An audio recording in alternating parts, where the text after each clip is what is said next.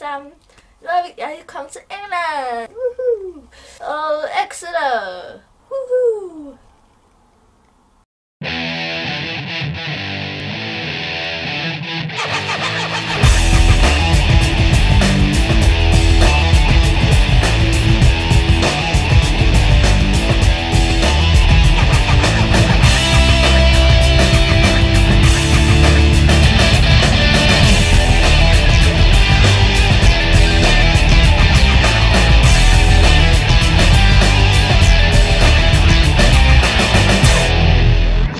I dag har jeg rejst her til Exeter med fly og tog og bus. Nej, ikke noget tog, bare bus. Jeg har været op siden kl. 8 i morges, og jeg ankom her cirka klokken 7:30 om aftenen. Så det har været 12 timer, siger jeg. Det var ret hårdt. Det tog egentlig kun 2 timer at flyve, men jeg har ventet rigtig mange timer. Jeg ventede først 3 timer på bussen skulle komme, og så skulle jeg så køre 3 timer med bus. Så det blev så cirka 6 timer. Så det var ret meget. Ja.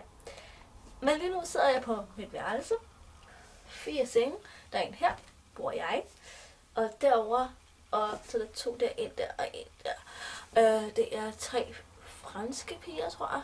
Ja, som skulle komme i aften ved 12:30-tiden. Og jeg kender dem ikke, men jeg tror, de kender hinanden, men det er ikke sikkert. Så det bliver jo rigtig spændende. Og så bor jeg hos en værtsfamilie jo. Det er derfor.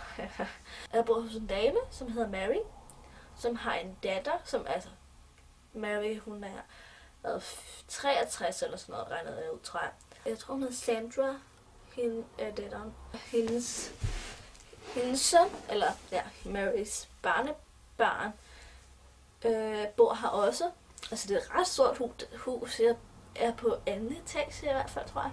Og i morgen skal jeg starte i skolen her ved 9:30-tiden, og jeg skal tage en test inden, for at se, hvor god jeg er og sådan noget, ikke?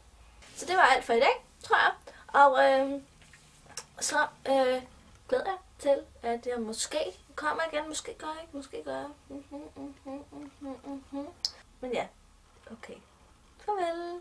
Goodbye and so long and all that kind of stuff.